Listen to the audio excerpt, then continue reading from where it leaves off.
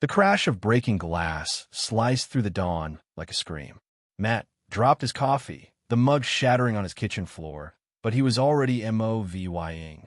Across the street, a burly guy with a buzz cut and cheap sunglasses raised a metal bat, ready to take another swing at the side window of Matt's beat-up truck.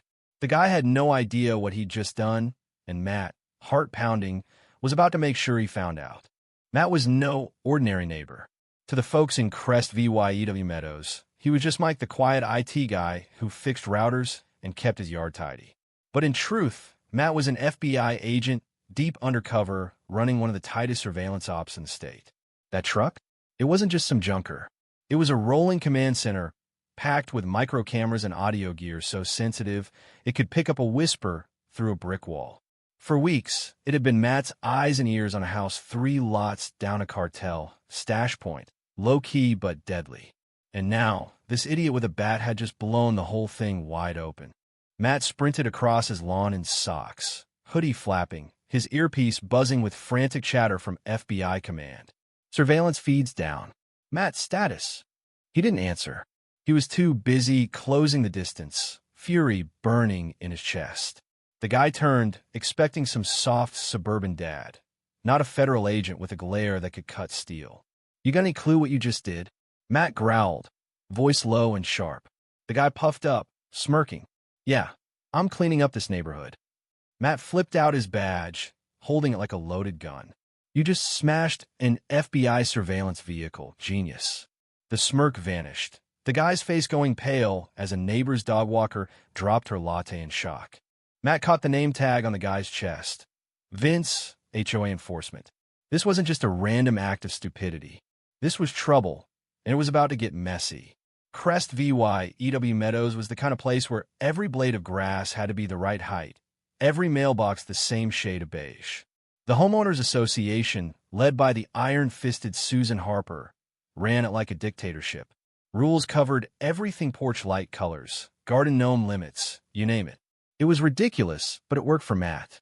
The HOA's obsession with control kept everyone distracted while he tracked encrypted cartel couriers and cash drops. That is, until Vince decided to play VY Gilani. Vince, real name Victor Malone, was the HOA's muscle, a wannabe tough guy who'd probably been kicked out of every bar in town. Matt had seen him before, yelling at kids over skateboards, smashing non-compliant flower pots. The guy was a walking red flag, but Matt had stayed off his radar until now. Apparently, someone, probably Vince himself, had decided Matt's truck looked suspicious. It was meant to blend in, not stand out, but in Crest VYEW, blending in was a crime. The bat had done more than break glass. It fried the truck's gear, exposing wires and mics like spilled guts.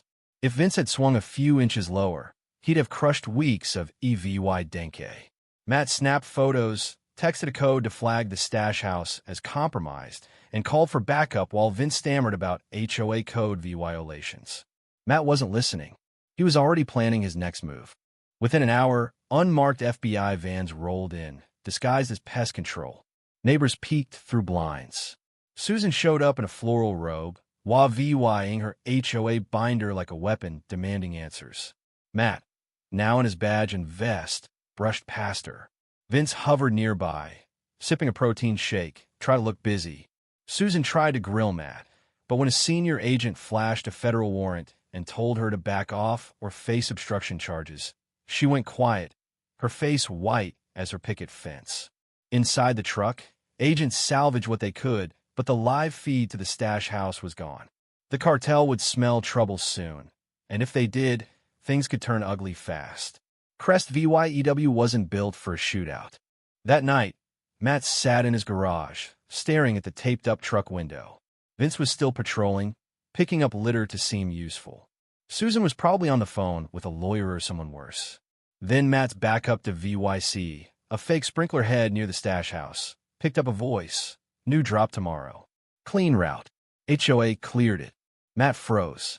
HOA cleared it? That wasn't just bad luck. That was a conspiracy. Suddenly, Vince's bat swing felt less random, too precise, like he knew exactly where to hit. Matska told him Crest VYEW was dirtier than anyone thought. The next morning, Matt stood by his driveway, sipping cold coffee, eyes hidden behind sunglasses. The stash house looked dead same black SUV out front, unmoved for days. With no time for a new truck, Matt had to get creative. The HOA meeting room sat right across from the stash house, with a clear VYEW. Vince had bragged about VYing the key, so Matt decided to use him. He approached Vince, calm as ever, saying the FBI wanted to smooth things over with the community. He pitched installing an air purifier in the meeting room, some nonsense about pollen and mold. Vince, still shaken from the day before, bought it, grumbling as he unlocked the door. Inside, Matt planted 2 soda can-sized VYCS disguised as air fresheners, one with a pinhole camera, the other with audio sensors. Vince, clueless, stood outside on his phone while Matt rebooted the surveillance stream. Back home, Matt's laptop lit up with VY Souls. A guy in a hoodie checked the SUV's trunk at the stash house, then vanished inside. Routine, but the timing screamed drop. At headquarters, analysts pieced together audio from the wrecked truck, confirming Vince had accidentally cut a cartel comm wire, explaining their radio silence. The cartel was spooked, ready to bolt.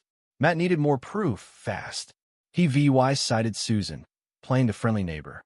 Her house was sterile, like a showroom, but on her counter, under a tray of lemons, Matt spotted a file with an address tied to a cartel-linked shell company.